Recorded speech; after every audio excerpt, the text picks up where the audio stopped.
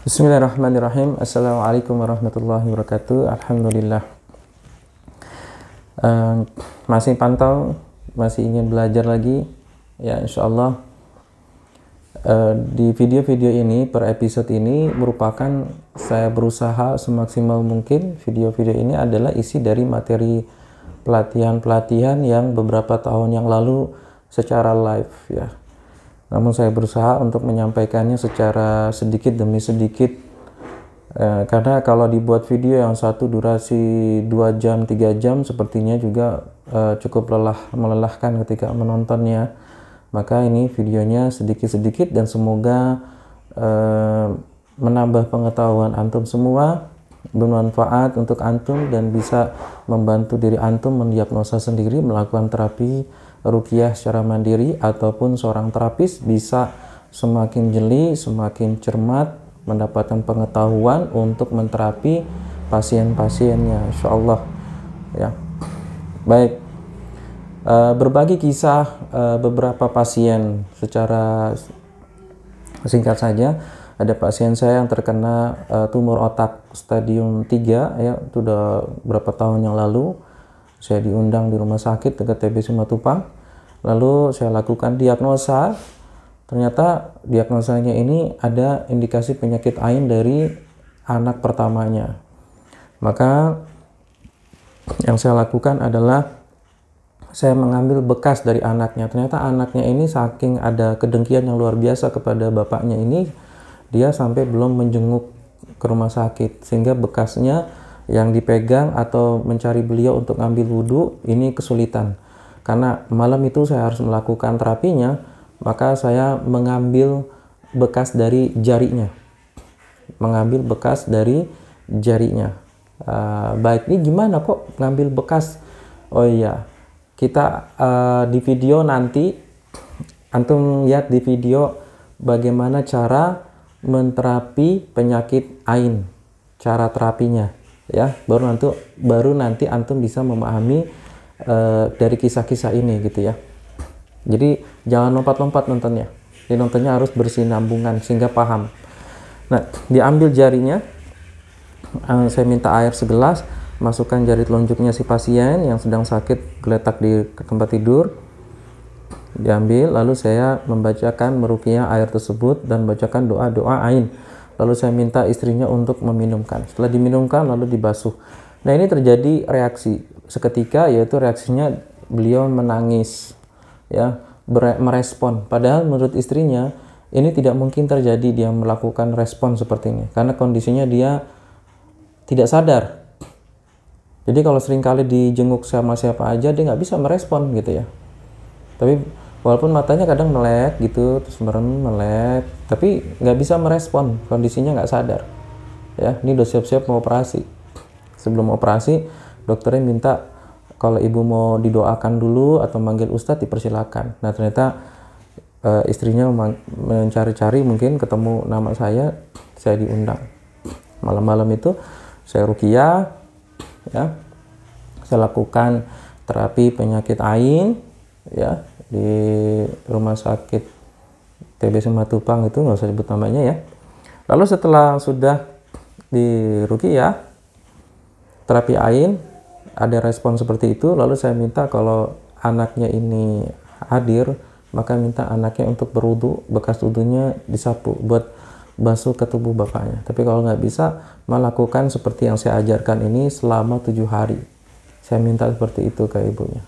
Karena sudah malam, saya tidak berlama-lama di situ, ya, memberikan motivasi. Ini penting ya, kalau kita datang ke rumah pasien atau orang yang sakit, kita mengatakan la ba'sa tahurun insyaallah, lalu memberikan motivasi-motivasi, ya, nasihat-nasihat, itu penting sekali.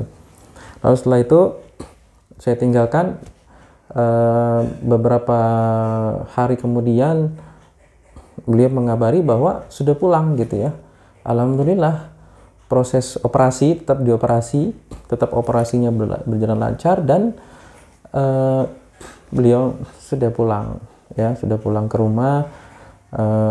Istrinya menggambarkan sehat gitu ya. Cuman saya belum ketemu lagi nih. Beliau mengatakan kalau saya pas lagi ke mana, ke daerah Jawa, Tegal, kalau nggak salah ya Tegal, mampir ke tempatnya dia gitu ya. Cuman saya ternyata waktu itu bukan WhatsApp ke beliau tapi SMS-an, dan saya lupa nomor SMS-nya, lupa di save gitu ya, padahal saya ingin tahu kelanjutannya. Yang pertama. Yang kedua ada by phone. Kisah-kisah ini by phone, telepon ya. Begitu ditelepon, ada mahasiswi di sana yang dulu pelatihan ruqyah angkatan pertama, itu belum belajar tentang ain, dia gugup ketakutan. Ustadz tolong, saya gemeteran di kos-kosan saya sendirian, saya nggak bisa sholat maghrib, padahal mau isya nih gitu. Kenapa kok bisa begitu? Nggak tahu nih, saya ketakutan gitu. Lalu saya katakan, kamu seharian ini ngapain aja? Oh ternyata ketemu sama temennya dulu, dia seharian ikut seminar, mahasiswa itu ya, dia ikut seminar, ketemu sama temen lamanya. Biasa ya kalau perempuan ketemu itu kan histeris gitu ya. Nah, saling memuji, saling bercerita. Nah ini terlempar ain. Nah terlempar ain, dia pulang baru dirasa ainnya itu penyakit tiba-tiba yang dia datang adalah ketakutan dan gemeter yang sangat hebat di kosannya. Nah ini terapinya kalau kita langsung bacakan Quran kan nanti dia ketakutan, bisa jadi malah efeknya tidak baik untuk dia dan tidak ada yang menolong di sana. Tapi kalau kita jeli, ini adalah ciri penyakit ain, maka saya minta diambil air segelas, celupkan jarinya, karena dia kan sama akhwat pasti jabat tangan gitu. Ini sebelum pandemik ya, kisah ini sebelum pandemik, jauh banget sebelum pandemik. Jabat tangan, pasti cipika-cipiki kalau perempuan kan gitu kalau ketemu. Nah jadi celupkan, setelah dicelupkan saya bantu membaca doa ain dengan bahasa Indonesia agar mudah dia mengikuti. Setelah itu ditiupkan, saya minta dia untuk minum setengahnya cuci muka ya, lalu dibasuhkan di bagian tengkuk, di bagian belakang sini. Ditunggu berapa saat, teleponnya tidak ditutup. Lalu saya tanya gimana keadaannya sekarang setelah lakukan terapi air. Alhamdulillah badan lebih segar, tenang, dan dia lebih bisa menguasai diri. Lalu saya minta dia untuk sholat, nanti kabari kalau masih ada apa-apa. Alhamdulillah nggak ada apa-apa, dia sholat santai dan sehat saja. Jadi seketika bisa terjadi penyakit ainnya, dan seketika juga bisa sembuh dengan cara diterapi ain. Tapi ada juga penyakit ain intensitasnya tinggi, jadi tergantung dari intensitas. Jadi ain itu ada intensitasnya rendah. Kalau tadi termasuk rendah sih, karena begitu sekali terapi langsung dia terurai, selesai gitu ya, langsung sehat. Tapi ada yang ain itu luar biasa kuatnya, kentalnya, intensitasnya tinggi, sehingga terapinya butuh waktu, kadang 7 hari, kadang sebulan. Dan kemungkinan ainnya ini terlempar tidak hanya dari satu orang, lebih dari 2, 3, 10, 20, banyak orang melemparkan ain kepada diri satu orang, itu bisa terjadi. Ya, seperti siapa? Orang-orang yang sering muncul di televisi, artis, macam-macam banyak. Ya, orang-orang yang sering muncul di public figure ya, yang muncul di YouTube, di mana-mana bisa terjadi. Maka berhati-hati menjaga diri dan bentengi diri kita dengan zikir pagi dan petang ya. Baik. Lalu kisah-kisah berikutnya, bayi yang rewel. Jadi bayinya ini rewel. Lalu saya tanya, kenapa, dari sejak kapan? Baru ini.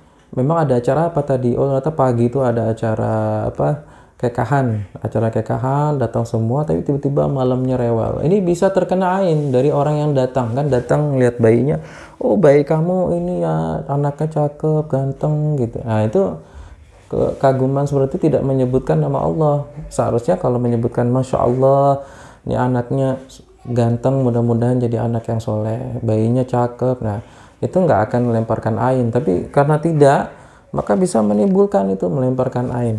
Maka terapinya bagaimana?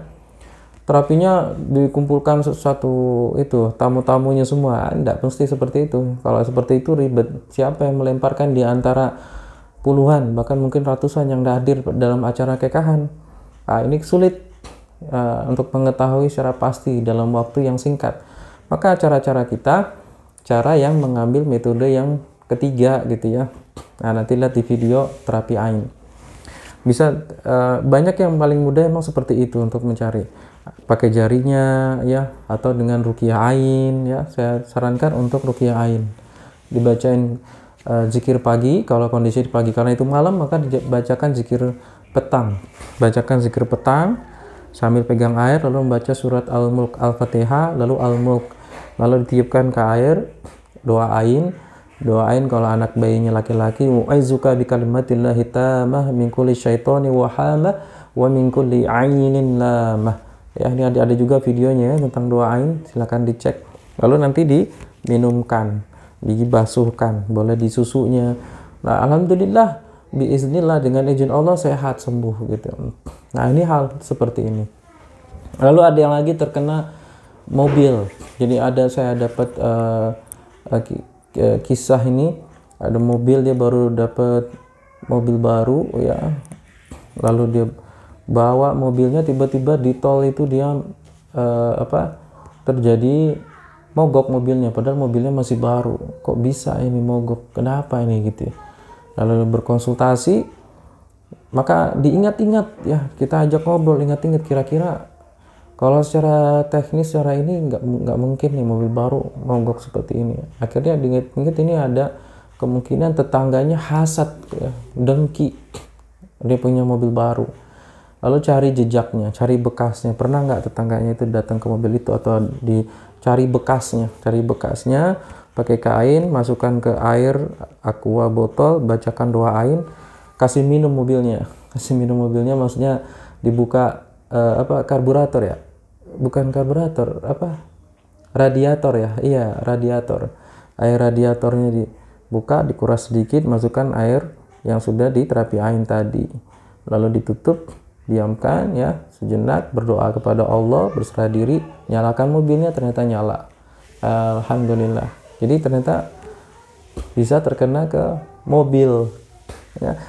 Maka ain ini bisa terkena pada jiwa manusia, psikologi seseorang, kejiwaannya bisa terganggu, bisa terkena kepada fisik seseorang, fisiknya jadi tambah rusak, penyakit medis, bisa terkena benda, langsung rusak bendanya, bisa terkena ke usaha, bisa kena ke rumah ya, bisa terkena berbagai tempat. Begitu banyak sebenarnya kisah-kisah tentang ain ini. Ini sudah 12 menit ya. Insya Allah kalau kita bisa berjumpa, kita bisa sharing lebih banyak secara langsung, bahkan bisa ngobrol ya. Baik Bapak Ibu, semoga yang sedikit ini bermanfaat untuk antum yang rajin menyimak, antum yang benar-benar bersungguh-sungguh belajar. Saya doakan semoga berkah, dan saya berikan pengalaman saya ini, ilmu-ilmu yang saya pahami dalam terapi ini, semoga bermanfaat dan antum bisa praktekkan untuk diri antum, keluarga antum, bahkan antum bisa membantu banyak orang, ajarkan banyak orang. Semoga bermanfaat. Barakallahu fikum. Assalamualaikum warahmatullahi wabarakatuh.